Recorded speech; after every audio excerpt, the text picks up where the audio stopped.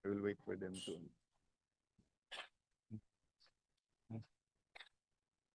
No, it's okay. It's okay.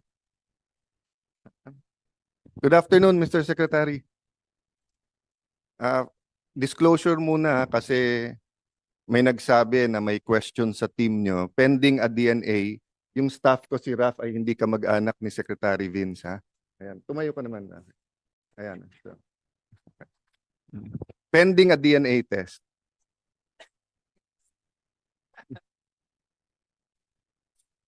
No, patatrabohin ko siya na singsipag ni Sec Vince. Tignan ko kung mag-iiba din yung itsura. Kasi nung sa DUTR, hindi naman ganyan ang itsura mo, Sec Vince, no? How many in your team are lawyers? In that top level? Raise your hands na lang. How many in your team are lawyers? In that top level? Raise your hands na lang. 1, 2, Tatlo po Tatlo. sa aking pagkakalam.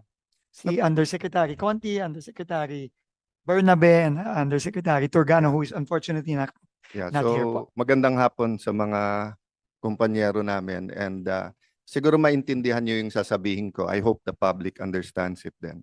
Di ba, first year in law school, para klaro lahat ng usapan, we start with a simple formula. What are the facts? Based on the facts, what are the issues? And then sa issues, ano yung ruling? So, may basic argument muna kung ano yung facts, but you don't argue what kaya nga fact eh. Diba? So, if you're saying, I'm wearing green, if you argue ng konti that it's a certain shade of green, okay, but not much argument, diba, Yusek Conti, diba? So, what's the issue? Let's say the issue is, bagay ba kay Alan yan o hindi? O that's subjective. Diba? So, marami ng opinion dyan. You won't agree on the opinion. Diba? But for example, ang sabihin is, kay Alan ba yan? Or hiniram ba niya? Kasi kliniklaim ni Joel, hiniram ko lang, hindi ko na sinole. Diba? Then that's the issue. We can debate on the issue, sinong may resibo, paano. Then you go to the ruling. Unfortunately, nowadays, there are facts, alternative facts, fake news, false news. Hindi naman bago yan, no? But ang point ko lang po, hindi tayo nagkakaintindihan lahat, no? So, in my questioning, I'll start with, kasi we cannot argue with principles, di ba? So, for example, if you say, kung anong itatanim, yan ang aanihin. I think we'll agree there, di ba? I cannot tell you, magtanim kayo ng flood control, magkakaroon tayo ng classroom. Magtanim tayo ng health center, magkakaroon tayo ng flood control. So, that's a basic principle. Kung ano itanim mo, yan ang anihin mo. Of course, I interchange biblical principle because they're, and just logic, because they're principles and their logic, no? So for example po, no, the biblical principle is prevent evil, do good, pero if you're going to be spiritual, may isa pa, align with what God wants. So if you apply it to civil government, it's not enough that we prevent corruption, di ba, and do good. We have to align the priorities kung anong priority ng administration. Kasi kayong binoto eh. Di ba? Before the election, pag sinabi ng isa, peace and order yung priority, sabihin ng isa, priority is the economy, sabihin ng isa. I'm talking priorities kasi lahat naman yan importante. So, I'll start that question. I'll start the questions based on that, no? Do you agree, Secretary Vince, that medyo twofold nga yung inyong nation building, di ba? One is the actual building, di ba? The roads, the bridges, the buildings, schools, di ba? And the other one is cleaning up the department. Tama po. Yun ang dalawang kabigin-biginan po ng Pangulo nung bago po ako umupo bilang DPWH Secretary. And the second one, which is cleaning up the department, is given to any agency, but usually not too much emphasis because usually we assume that there is much more good. Diba? So, kung harap ko ang BIR ngayon, I would assume there are some bad eggs, but I would assume na, or if there's a systemic problem with BIR, hindi ko naman i-assume na lahat, i-fire lahat ng commissioners or deputy commissioners, ganun din kung custom, etc. But it so happened because of the flood control ghost scandal, kasi hindi, as you said, Sec Vince, I think as far as the first Department of Public Works around the world ay may corruption na, di ba? The first public works was the Garden of Eden na kinurap nung snake at ni Adam at saka ni Eve by eating the fruit. So, you know, then it's in the DNA, no? So, the point is, in fixing the problem of corruption, You need a new team, which you have. You have to see what's happening sa department, what you can change. All the senators here naman today contributed, di ba? Chairman has been contributing not only in this committee, in the Blue Ribbon Committee. Having said that, hindi pwedeng hindi dual yung priority mo. Meaning if yung paghahabol sa lahat ng corrupt at yung pagbabago ng sistema, mahihinto naman yung public works, we lose more. Do you agree with that? Agree po, Okay. Mr. Chairman. So on that point, may I ask you this question? Do you know how to rig biddings? No, Mr. Chairman. Do you think that this is the time that you should learn? We institute the necessary reforms? Yes. So thank you for getting it. Kasi I asked exactly the same question kay Secretary Bunoan. Halatang nagtitinginan sila ng mga USEC ng hindi nagtitinginan, hindi naman mukhang guilty to be fair, pero parang na-shock sa question ko tapos parang ayaw sagutin. But I told him this, in 1997 or 98, kaharap ko isang ministro. And I was shocked what he said kasi ministro nga eh. So religious group, head ng malaking church, no? At least in our district. At sinabi niya sa akin, Alan, susuportahan ka namin as congressman, pero ang tanong ko sa inyo, marunong ka ba mandaya? And of course, I was shocked. Bakit mo tatanungin ko marunong ako mandaya? Eh, kaya mo nga ako sinusuportahan. I'm bringing in, kasi endemic yung dayaan sa eleksyon noon, pati sa Taguig. And sinabi niya sa akin, kasi ayaw kong masayang yung boto namin sa iyo kung ikaw ay dadayain. Diba? So I ask you that question because so much people trust and put their trust in you and the DPWH and in your mission. So if you don't know how to rig the biddings or how it's done, I'm not asking you to rig the bidding. Very, very clear yan, ha? Hindi ko sinasabing i-manipulate, i-rig, dayain, kurakutin, whatever, yung pondo ng DPWH, yung bidding. Ang sinasabi ko lang, pare-pareho tayo dito. Kung hindi namin alam paano patakbuhin, for example, no? Kung ako ay bagong senador at hindi ko alam kung paano patakbuhin ang office ko, marami akong staff na tatawag ko sa saan ahensya at hihingi ng special favor. Di ba? So that's one thing senators or congressmen have to learn right away. How to make sure that in fighting monsters, they do not become the monsters at the same time. Another lesson is we have to verify all of our information. Di ba? Kasi ang daling magsalita eh. We can ruin lives, we can rule teams, we can ano. So my point, Mr. Secretary, is I hope you learn all the tricks of the trade because as you change the rules, mag-a-adapt din yung mga nangungurakot. Diba? We've seen that nung bata tayo, bago tayo doon, but we're not that young anymore. So from one administration to the other, ang testimony ng mga Diskaya,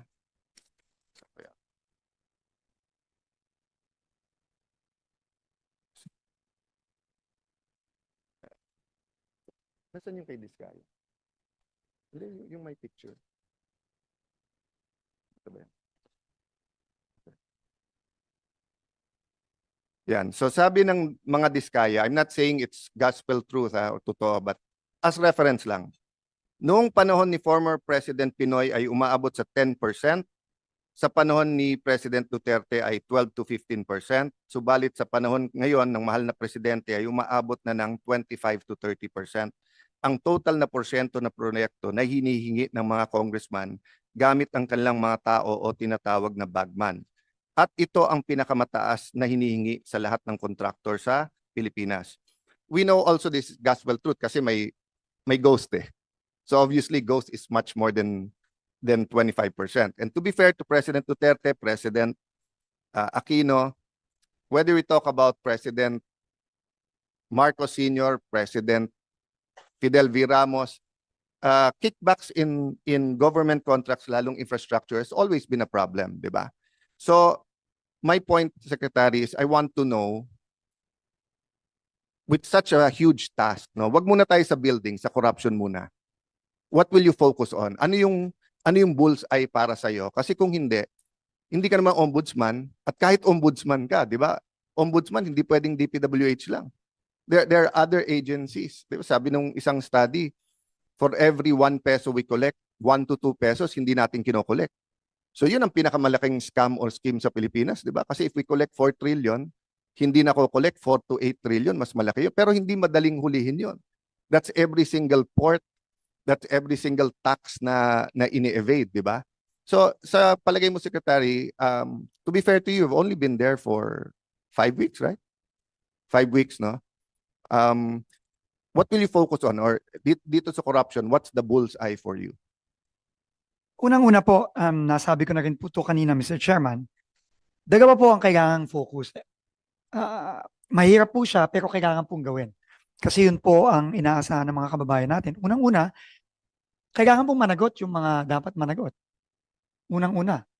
No? At ang responsibilidad po namin ngayon, una, mag-focus sa loob ng DPWH para po matakot at hindi na gagawin ulit. Yun po ang unang-una. No? Kami po ay nakikipagtulungan din sa ICI at sa Ombudsman para yung ibang mga dapat managot, base sa ebidensya, mananagot din. Pero tingin ko po, no, ang mas lasting na magiging legasiya, at ito na rin po ang sinabi ng ating Pangulo, na yung reforma. Kailangan pong magbago. Yung mga nasabi na rin po kanina nung ibang membro ng committee, na marami po dito sa pinag-uusapan natin ngayon, matagal na po ito. Iba nga po, marami po dito, dekada na po ang binilang, hindi lang taon. So kailangan po nating baguhin yon. Example po, pagbababa ng presyo ng mga materyales para talagang mag-reflect ng totoong presyo sa merkado at maiwasan ang overprice. Yun po ay naging call ni Chairman Win, ni Senator Loren, nung anak po ni Senator Loren.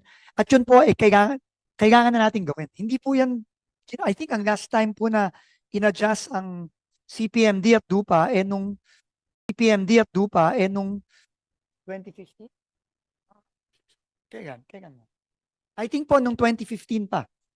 Nung time po ni Secretary Babe Singson. That was the last time na in-adjust.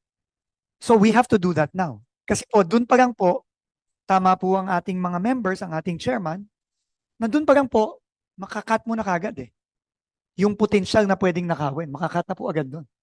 Hindi po siya silver bullet by any means. Hindi po, ibig sabihin, pag binaba natin ang DUPA, binaba natin ang CPMD, mawawala na po ang korupsyon. Hindi po. Pero malaki po ang mawawala. At ang iba pong mga reforma, halimbawa po, yung pagsisigurado na bawat pumasok sa budget ang isang proyekto, dapat yan may plano. Dapat po yan may endorsement ng Regional Development Council, ng Provincial Development Council. Marami po sa mga questionable proyekto na tinitignan natin ngayon. Wala po yan. Sabi nga po ng mga mayors na nakausap natin, ng ibang mga, kahit po congressman, nagulat na lang sila at bigla na lang may sumulpot na proyekto. Yan po ang sinabi sa akin ni Governor Bons Dolor sa Oriental Mindoro. So, dun lang po sa ilang yan, malaki na po ang tingin ko ma-address. And I think these will be lasting reforms as long as they are implemented consistently. Kasi ang problema po ako po, sasabihin ko na po dito, 2 taon lang po ako dito, 2 kalahating taon.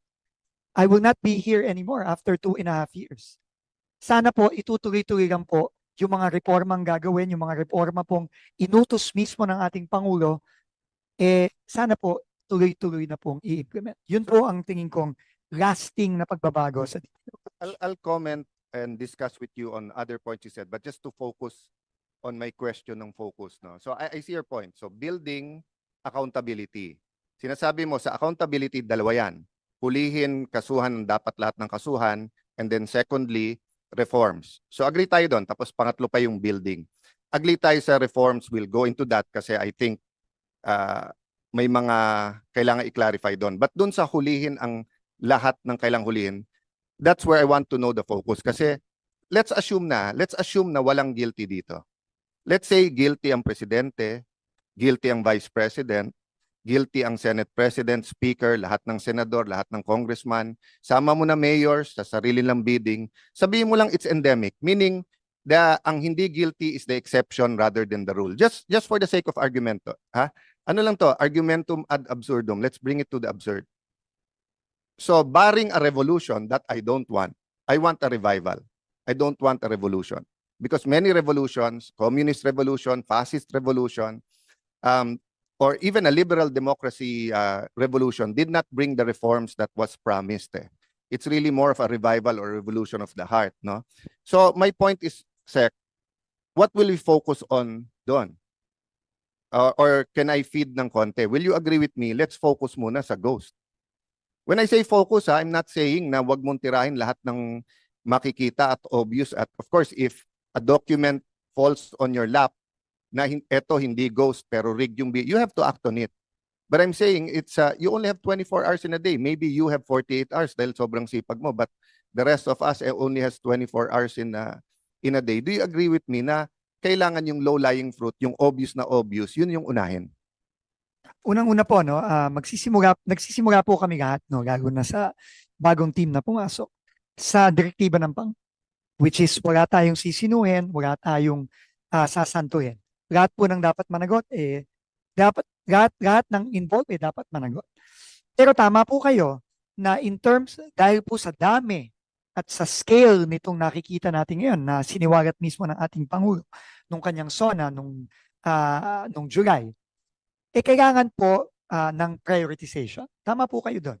No? At yun na rin po ang sinabi ng ICI nung last week, nung sila ay presentation. At ngayon po na may bago ng special advisor, si General Asurin, yun din po ang kanyang sinabi. At yun po ay gagawin natin in support of the accountability measures na gagawin po ng ICI, ng Ombudsman, at ng DOJ. So yan, dyan po tayo nagpa-prioritize, pero hindi ibig sabihin nun is magto-turn tayo ng blind eye sa ibang mga bagay. I agree with you 100%, but it's important for people to know why. Kasi ang definition ng ghost, correct me if you have a better definition, but sa akin sa pinakasimple, nag-allocate ng pera, binayaran, pero wala talaga. So whether it's Bulacan, whether it's Iloilo, Cebu, whatever place in the Philippines, di ba? Pumunta ka doon, sinabi school building, pagdating doon, ni isang bakal, wala. Sinabi kalye, ni isang sako ng simento, wala. Sinabi flood control, wala talaga, pero bayad na. So, it's easier to focus on that. Bakit? Walang mapapaliwanag yung guilty . Kaya you saw during the first hearing, nung si Chairman Marcoleta pa ang chairman at yun ang tinutumbok, nagbabago ang sinasabi ng mga opisyal kasi obvious na obvious, di ba? I won't go to the politics of it, or I'll say it na Vince, Secretary Vince, that's my point. If sana nangyari ito sa isang city lang, isang municipality, yan ang utos ng presidente, walang politika, ganyan ang galit ng tao, madaling i-address . Pero since it's so widespread, the corruption, and it's endemic, and there's different definitions between SOP here, substandard there, swapang naman nito, dupang naman nito, di ba? There's so many definitions. So, ang sinasabi ng isang grupo, kaya pinalitan si Senator Marcoleta kasi ito yung tinutumbok, yung mastermind. Nung nandoon naman si Senator Ping, sabi, kaya silang gustong tanggalin kasi may pinoprotektan na senador, etc. No? And you, the ICI Ombudsman, should be beyond that. But we cannot not be in this environment . Naglagay ka ng isda sa Pasig River, kahit anong linis ng isda, madumi yung river . So ang trabaho ni Vince Dizon at ng DPWH, ikaw yung isda na nilagay namin sa Pasig River. You have to navigate kahit anong dumi ng river. So let me stop there and agree with you as far as the ghost. So far, ilan ang nahanap niyong ghost? Right now po, ang nasubmit po ng joint validation ng iba't ibang ahensya ng gobyerno, kasama na rin ng PNP, ang AFP, at iba pa, 400 plus po, no? 400 plus suspected, no? Ito qualify ko lang po dahil kailangan pa po itong i-validate kung totoo ba talagang So, ghost ito. just before I himayin natin yung ghost, yung sinabi kong obvious, halos, of course, everyone was busy during the election, pero tinutukan ko dito yung bumaksak na tulay sa Isabela. All the documents are there. Obvious na obvious. At yung RD na nandun, nilipat sa Metro Manila, same kalokohan sa ibang projects, kinakausap yung contractors na maging substandard. Tapos ang balita ko, siya din yung sa EDSA rehabilitation. Anong ginawa ng DPWH? Prinomote siya na assistant secretary. Kasi daw, para alisin na siya as DP. So I hope, while I'm with you, na focus natin ghost, yung mga obvious naman talaga, that should start running. Di ba? Kasi kung hindi, magtatago naman under the ghost projects yung iba. Isipin mo, kasama yan sa SONA ng presidente. Isipin mo, nung ginawa yung 800 million, substandard, mali-mali, tapos ang ginawa, imbis na contractor nagbayad, nagdagdag pa ng 400 million, same contractor, tapos bumaksak pa rin yung tulay. Tapos nagtitinginan hanggang ngayon kung sinong dapat dyan o hindi. But you don't have to answer that point kasi please look at it, Mr. Secretary. No? My point is lang, anything that's also obvious, we would appreciate action on it. Now, whether you refer it to the ICI or you refer it to the ombudsman, ang point ko lang na nasa inyo yung papeles eh. Unless the Blue Ribbon continues the hearing kasi nga we were siguro 3/4 done. No? So Secretary, dun sa lahat ng ghost, ilan dun ang galing sa NEP, ilan dun ang galing sa amendments or insertion, ilan dun ang galing sa unprogram? Wala pa po kaming detalye. Sa kasalukuyan po, we're working together with the ICI po to come up with the details of everything. Yeah. But Thank you, Mr. Chair. this should be quite easy to do once you have kung ano yung projects no na ghost, di ba? Kasi especially yung NEP kasi from the first printing nandun na siya, di ba? Okay. So having said that, dalawa pa yung unprogrammed. Yung unprogrammed na nandun naman yung pangalan ng project sa GAA, nilabas lang sa unprogrammed, meaning nagkapondo. And pag may lumabas na project na walang pangalan sa GAA, walang pangalan sa unprogrammed pero lumabas. So take a look at that. But okay. So when will you finish the Luzon, Visayas, Mindanao kung ghost lang, hindi pa substandard or anything? Siguro po mga in a few weeks, Mr. Chairman, yun po ang ginagawa ng ating team ngayon led by Undersecretary Turgano, who is our head of legal, and now Undersecretary So General I don't want to cast doubt or aspersions or on anyone. Kasi nga madali ang fake news ngayon. So yun po ang dilemma or yung blessing and curse nung sa internet. Anyone can take a picture, that's a blessing. Anyone can sumbong, anyone can di ba? But with AI, pwede rin mag-manipulate. Kasi kung titignan mo yung ibang algorithms, depende kung anong algorithm mo, meron mga pinapakita na 24 hours ginagawa ngayon. Na may mga crane, may mga inano, di ba? So, ang allegation nun is that ghost to, pero by the time dumating yung team nyo, ginagawa. I mean, kung ghost, di mo naman kayang gawin ng isang buwan ang buong project, di ba? Pero kung sobrang substandard, halimbawa nga, it was dapat 500 meters, 100 meters lang ginawa, so they're hoping to bring it to a logical. So is it possible that you ask all of your DEs or at the lowest level sa projects, whatever, 2020 or 2022, whatever, kunan lang ng cellphone picture? Para lang may hawak. If I Go ahead, may, go. with the indulgence of Senator Cayetano, if it's a 2022, 2023 project na bayad na, tapos ngayon ginagawa, hindi ba it falls under ghost projects, Your Honor? Yes, but what I'm saying is that ang sinasabi ng iba ngayon ay may tinitignan at may tinititigan. So pag ganitong region o ganito kasi malakas, hindi pa nakikita ng DPWH, ginagawa na ngayon. Yeah, it goes when you look at it and then there's nothing. But if you look at it tapos biglang meron pero kailan ginawa? Kahapon lang, 'di ba? So but what I'm saying it could be unfair. It could be fake news. It could be an AI or a video in another place there, 'di ba? So I'm just trying to help the DPWH. How do you have a master file right away sa Secretary's office para at least may reference ka? And of course, again, the question, where do you start? Let's start with 2025. Diba? Ito yung project sa JA, pwede bang kunan lahat yon? Oh. Second, ngayon, kung yung DE na yon nag-submit sa'yo, let's say Bulacan, nag-submit yung ngayon na nasa hearing, kinunan niya. Pero yung kinunan din ng mayor o kununan sino, or that might be the solution. Kunan ng DE, pero kunan din ng mayor or ng governor ng picture para na may reference lang tayo. Because only God knows what's happening in the whole country, and it's easy now to, and Secretary, correct me if I'm wrong, we're only talking about yung pondo na nasa DPWH kasi katulad ng DOH, lookout nila yun eh, pondo nila yun eh. Kayo lang yung gumagawa. 'Di ba? Ang taga-inspect nun dapat sila. Hindi dapat sila na surprise na may ghost.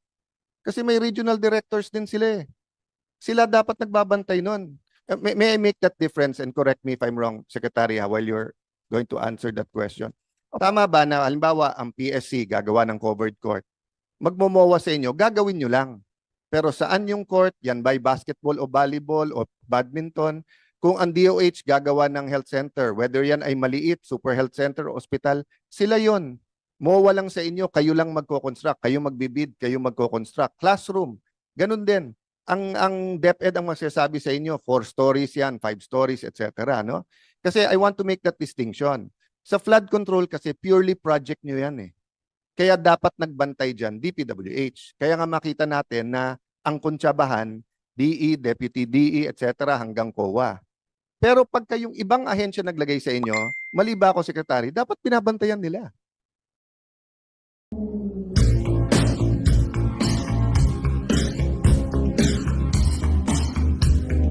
Bantayan nila. Tatrabaho nila yun eh. Sagutin ko po yung pangalawang tanong. Tama po kayo.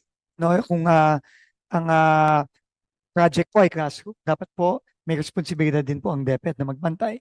Kung ang project po ay hospital o health center, DOH po, may responsibilidad din po magbantay. Ito naman po sa unang katanungan, maganda po yung idea na yon. No? And yan po ay pipilitin natin gawin. Madali na naman po ngayon yan dahil sa teknolohiya. So, isa po yan sa mga hopefully magagawa po natin na maging measure para ma-monitor po ng mabuti. Kasi malaki pong problema talaga ang monitoring sa DPWH. In fact, Mr. Chairman, paulit-ulit nga ako, kahit nung few days pa lang ako sa DPWH, ang madalas ko pong naririnig na sagot ay hindi ko alam. No, yun po ang paulit-ulit ko naririnig. Hindi ni ganito, hindi alam ni ganyan. So, and ang lagi pong rason, ang dami po kasing proyekto. Pero with technology po, tingin ko dapat masosolve na natin yung problemang yun. So maraming salamat po sa suggestion. Monitoring, Mr. Secretary, and of course I appreciate yung views ng mga senador, yung proposals, no. But like here, I have here, I'll give this to you, sinulatan ko lang, Sec Vince, no. This is just a one-page summary galing sa sa EDCOM. Ang shifting, when you say dito ako nalito sa single shift does it mean na 7 to 3 or 8 to 4 yung estudyante, or does it mean kasi sa akin pag sinabi mong may no shifting, anyway, ang ibig sabihin ng single shift, full day sila. So 36,559 schools, single shift. 2,591 schools are double shift, meaning umaga at hapon, parang Lasal Green Hills nung araw, no? Ganun sila. Triple shift, 216, meaning yung dating 7 to 3 or 8 to 4, ano yan, 6 to 10, 10 to 2, 2 to 6 ng hapon, more or less. Kung titignan mo, Sec Vince, 216 lang yung triple shift, ha? And it's only 1, 2, 3, 4, 5, 6, 7. 7 regions, and sa 7 regions, NCR 72 schools, Region 10, 42, Region 4A, 34, Region Mo, Region 3, 55. The other regions, maliliit. Region 5, 5 schools lang, Region 6, 5, Region 7, 3, no? Meaning, not only coordinating with DepEd, if you can have a task force. Ang problema kasi sa 3 shifts, malamang nun, wala nang room yung school. Diba? So, malamang dito, new school na ang kailangan mo para lumipat na yung ibang estudyante. Yung second shift, I don't know, no? But for example, sa Taguig, we started building 7 stories ng may elevator. Kaya tumatagal kasi yung fund, yung kwenta ng let me put it this way. If CHED ang kausap mo and they want to build for more than 100 state use a specially designed academic building or school building, you can do that mabilis. Upuan, more or less pareho. Siguro may 2 types ka lang o 3 types. One is 4-story na walang elevator. One is 5-story or more, may elevator, di ba? But more or less, halos lahat ng campuses ng State U may lugar eh. Pero DepEd schools is so different. Yung isa, pwede 4 stories lang pero gigibain mo yung isa. Yung iba, pwedeng 5 stories pero elevator. Pero yung municipality or city na yun, walang pambayad sa kuryente, baka tumaas pagka mag-elevator. So, there are many reasons why napabayan. Of course, the other reason is mas malaki kickback pag hindi school. But the DepEd has a budget for schools and only 20%. So, that's not the argument there. So, ganun din po sa DOH, Sec Vince, no? I'll make my point after DOH. Last month, with the indulgence of the chairman and secretary, Senator Lauren Legarda, no, who's made many of the innovations here. I told SecMina na, SecMina, bakit may 1 billion pesos si DOH for public affairs para sa ano? Ang commercial ni DOH secretary ay wag mag-drive at text. So yung wag mag-drive. Hindi ako naglagay ng budget na yon. No, I was saying that I was mentioning here. I was saying Okay. you made a lot of innovations here, and I'll make my point later kasi Sige, sorry. Hindi ko time no, yung I'm kay- going to your 2010 hearing nung malaking bagyo. But I'll go there. I'm sorry to yeah. No, it's good you interrupted me para hindi ma-relate sa sinasabi ko. Sec Vince, with your patience, I just want to say this about the DOH. So sinabi ko, Sec Mina, ano ba talaga gusto niya? DOH secretary or LTO chief? Kaya i-refer ko sana sa iyo nung sa DOTR ka pa. Hindi, kasi ang ano niya, hindi katulad kay Secretary Flavier, Senator Flavier na turok, tuberculosis, smoking. Ang ano niya, don't text and drive eh. Okay, na ginagamit niya pera ng gobyerno. Okay. Natuwa ako nung siya na mismo umamin na marami siyang ginagawang health center pero hindi napapakinabangan. Natuwa ako na kita siyang nasa field. Pero nung tinignan ko data, ilan ba? More than 20 trips. So gusto pala niya maging DFA secretary. Kasi wala naman pala siya dito sa Pilipinas eh. Sunod-sunod ang bagyo, lindol. So dapat humingi kami ni Mr. Chairman, ni Senator Joel ng hearing sa kanya this week. Hindi daw pwede kasi from the 17 to 27 nasa WHO pa siya. Naging secretary ako ng DFA. When you have a ministerial, you have a USEC who can attend. And when it's a 1 week, 10 days, you usually go to 2 or 3 days. Diba? Pero anong gagawin niya? Pupunta doon, mag-i-inspect, aalis. Okay lang yon. Okay lang kung kaya niya efficient. But yun ang point ko kanina. Hindi naman trabaho ng DPWH na sabihin sa kanila, sir, tapos na yung phase 1, pengin pondo ng phase 2. Tama ba o hindi, Mr. Secretary? Yung HPEP o yung pondo ng health center, wala sa inyo na sa kanila. Tama po, Mr. Chairman. Oh. So ang trabaho lang ho ng DPWH, ng district engineer, is sabihin lang sa kanila, di ba, na, sir, patapos na yung phase 1, pondohan nyo na yung phase 2. Oh, siya nag-expose sa sarili niya eh. Natignan nyo to, tinubuan na ng halaman. Siya din nag-expose sa sarili niya. Walang doktor, walang nurse to. Most municipalities in the Philippines do not have specialists and doctors. Kami sa Taguig ang nauna sa super health center. Ang concept nun, may ospital ka, may primary health center, something in the middle. That's 24 hours. Bago pa namin itayo yon, naghahanap na kami ng doktor. Kasi pag tinayo mo at walang doktor, di ba? So my point, Mr. Secretary, is I know you want to get the job done, but the other departments have to get their job, have to do their job. Di ba? Okay, which is my last point on that. Okay. Kaya ko binanggit si Senator Legarda. If Senator Legarda remembers, I forgot the name of the storm. There was a big storm in 2010. Undoy, di ba? And that's where, di ba, yung walang satellite phones, yung ibang NDRM, walang yung, kasi wala na masyadong, wala pa. Oo. Pero wala rin kasi nga, nung araw, lahat may VHS o UHF. Pero nung nagkaroon ng cellphone na lahat, nung natumba yung towers, So ang daming, yun yung mother of all hearings sa baha.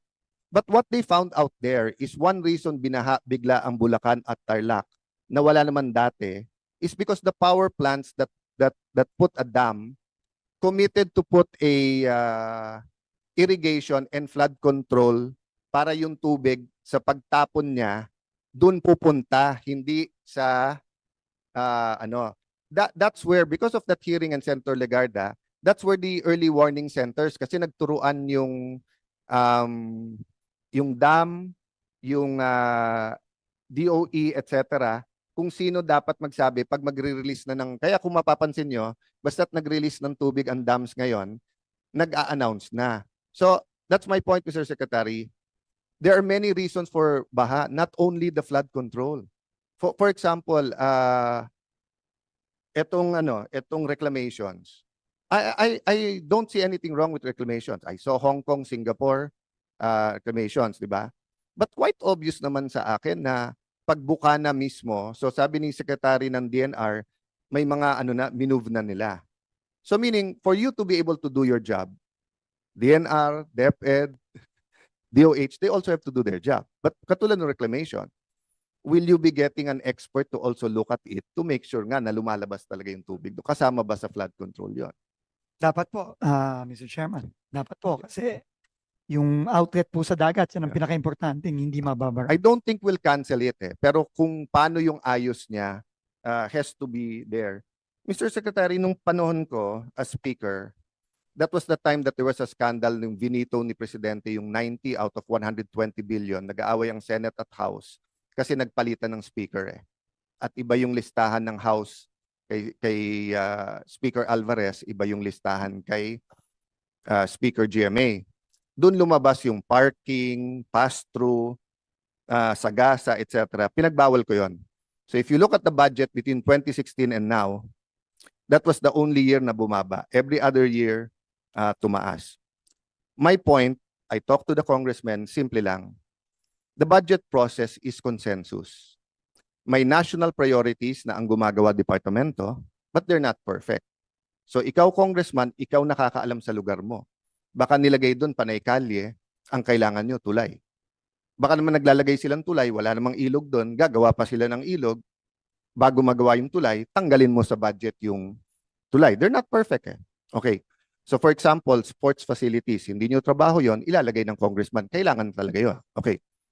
Having said that, senators have a bigger view. So senators should be able to look not only at their own province, but say na, eto tama, eto mali, look at our economy, too little spending on infra, too big spending sa infra.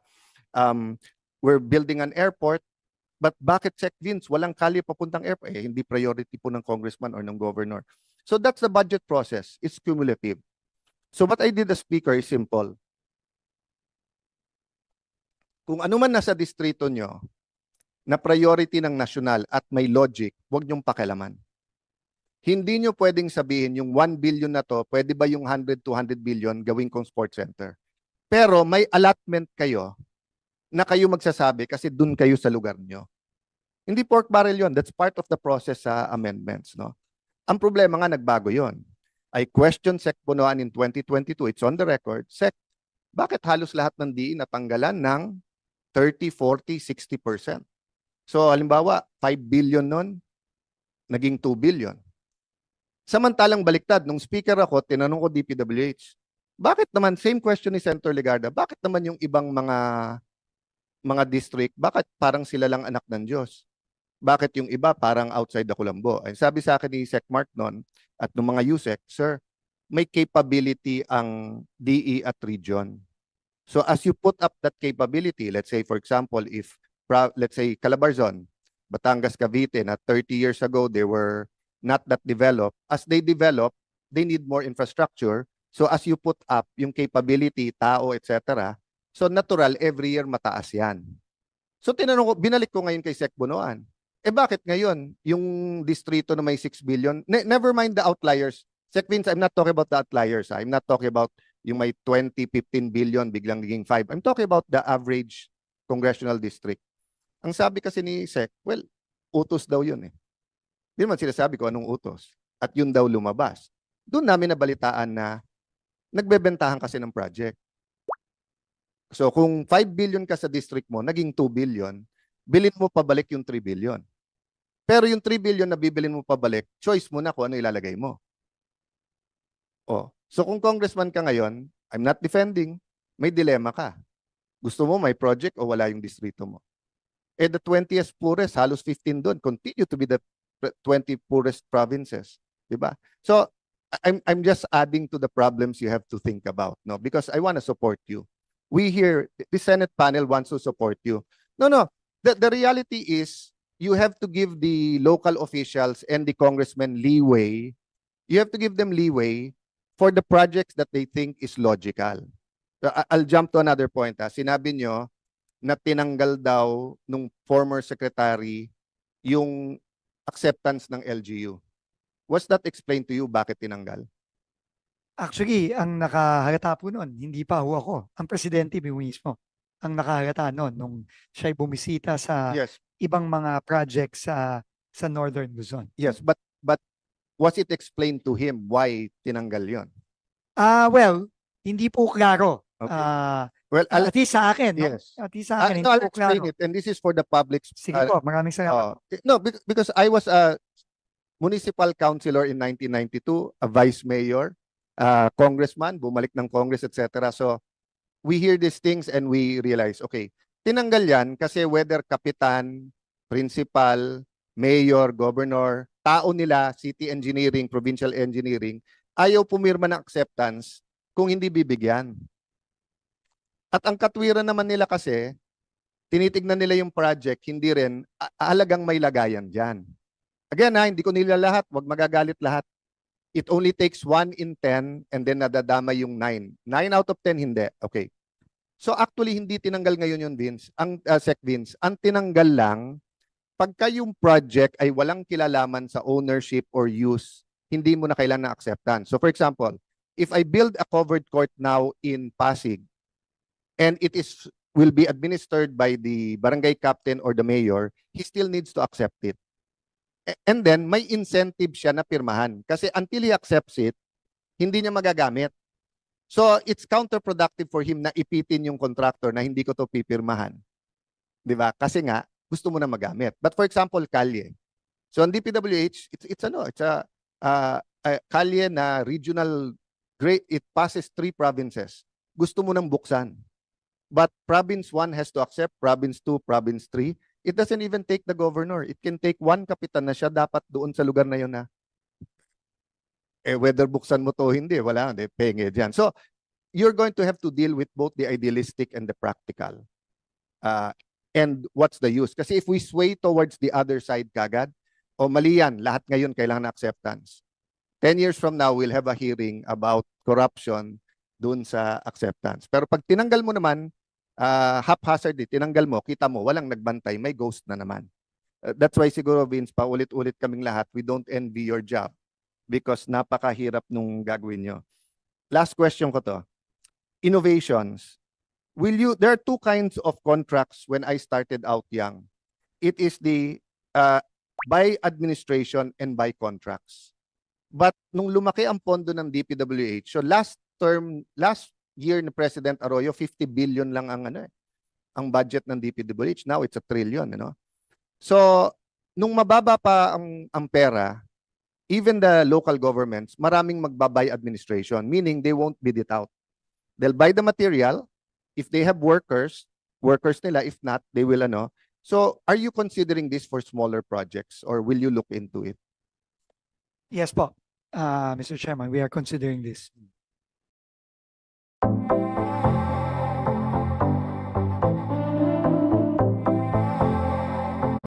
To look into it. Yes po, Mr. Chairman, we are considering this. Some- Opo, yung mga yeah. maliliit po, pwede yan. Yeah, I agree with the chairman. Wala lang mic, but sabi nga ni yung maliliit. No, but let me address exactly what I'm talking about. One of the criticisms ng Aquino administration, ang tingin ni President Pinoy, panay corruption lang ang dredging, di sila pumayag ng dredging. Ang problema, dredging is effective pagka hindi kinurakot. Pag kinurakot of course hindi. So one thing we can do is for you to revive yung Bureau of Equipment nyo, buy dredging machines, and do it by administration. So walang ano, di ba? So kasi while you're studying the master plan, we don't need a master plan to dredge rivers and waterways, di ba? Oo.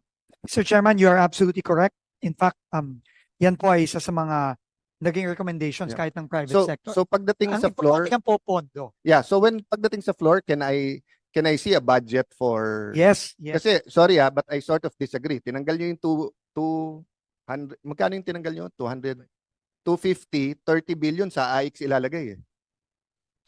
So I mean that's beyond your pay grade. That's for the Congress and executive, but sa Senate, ako I don't know yung colleagues ko, but ako tingin ko tinanggal mo para hindi makorap sa flood control, pero iayuda mo na malaki na yung pang-ayuda. Medyo may balancing act doon. But my point is, if you can give us magkano, if you can find the top areas na may flooding talaga, na very clear kailangan ng kanilang lugar ng dredging, di ba?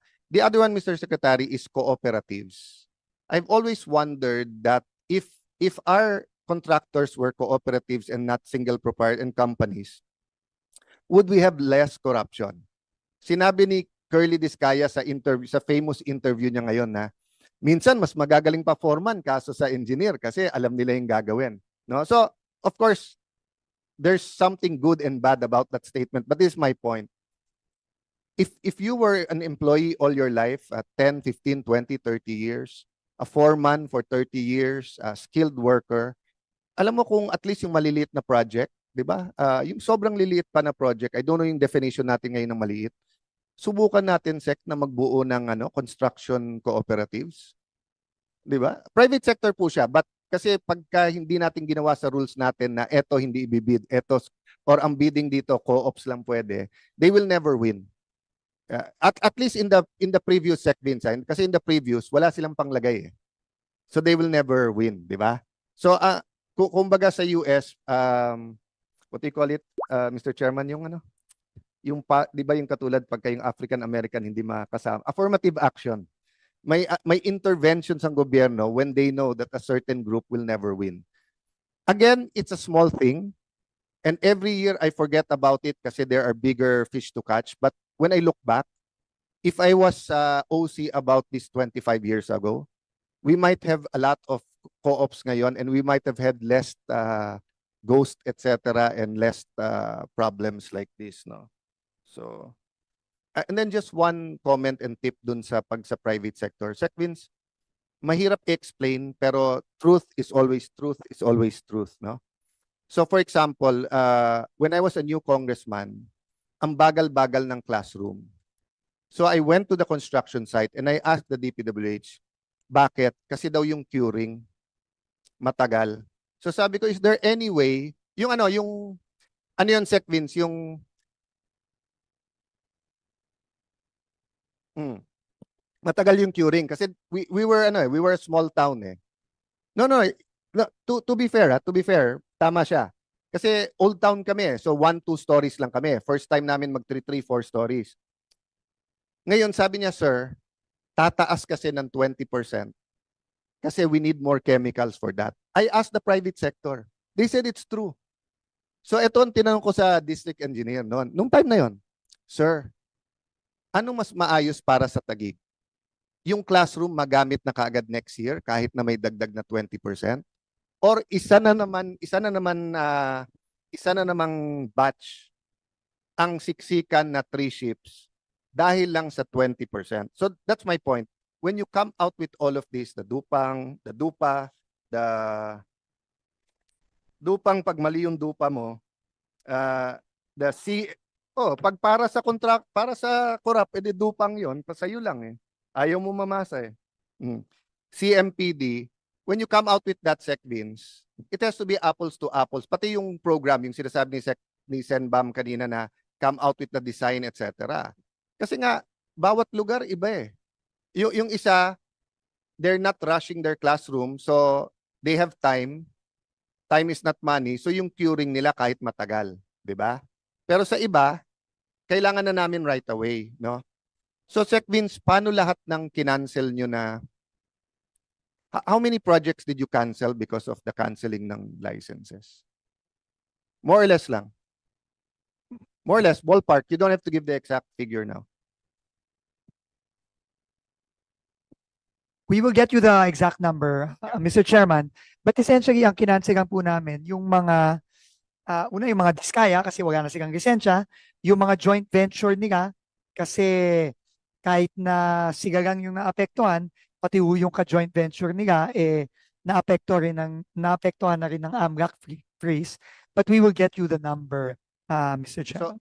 But do you also have na yung sa kinancel nyo, how many of that is 0%? Kasi kung 0% kinancel nyo, madaling i-bid yun eh. Pero let's say 15%, nagawa 50%, whatever, most contractors do not want to take over kasi pag nasira, magtuturuan kung sinong gumawa. Meron po. In fact, meron po kaming ginawa na guidelines. No? Unang-una, kapag ko-county na lang, let's say 10% na lang natitira, we will finish it by administration. No, But essentially, kung ano po yung natitira, we will just have to pick the fastest under the current procurement law. that's the only thing I wanted to hear because I talked to some local officials na tinignan kaagad nila sa lugar nila pag meron. And yun nga, most are joint ventures or subcontract. But ang problema, let's say, if it's a classroom na sana pwede nang for next year na March, baka 1 year. I talked to a certain mayor, ano naman yung jails ang pinagagawa sa kanila, punong-puno na daw talaga jail nila. Kaya pagka na, more of yung sa BGMP pero sa local nila, yung tabi ng munisipyo na mga ganun, di ba? Some naman yung clinics at saka hospital nila, di ba, na these are siguro projects, I don't know for sure, but 70 to 100%, di ba? So whether it's going to be rebid, whether you're going to allow them, may I just make that pitch na wala tayong pakialam sa mga contractors na sumira nung sistema, na sinira yung trust ng tao, but we cannot allow naman. Let me finish, Vince, Sec Vince, with our experience together. The North Trail was canceled by the Aquino administration. When it was canceled, nabigyan na ng pang-relocation lahat nung nasa Riles. Okay. Nung na-cancel, bumalik sila. And then nung kinancel, may arbitration. So magbabayad tayo. Buti na lang, na-negotiate ni Sec Vince na wag na tayo magbayad. But then, one day we woke up, maganda naman pala North Trail. Masama lang yung kontrata. Ang binigay sa atin ngayon, double na. Double na kasi inflation and nandun na naman yung tao, etc. So I don't want this to happen in the So I know para kang bibing ka ngayon, Sec Vince. May apoy sa ibabaw, may apoy sa ilalim. If you don't cancel contracts, baka ma-delay yung iba, apektuhan yung build mo, di ba? If you cancel it, baka humaba 2-3 years from now, may nagpre-privilege speech. Kasi kinancel ni Sec Vince, hindi ito nagawa. So again, we're here to help and make you successful. So I know you couldn't say some of this. Hindi tayo nag-usap about this. In fact, nung tinanong kita paano, no, I have to cancel it. I didn't argue with you na kasi here I can argue with you. No. So thank you for this opportunity, Mr. Thank you Chair. very Marami much, pa, Mr. Chair. pero may Thank you. second round. So thank you to the DPWH. Everyone's praying for you. I hope you do a great job. Thank you very much.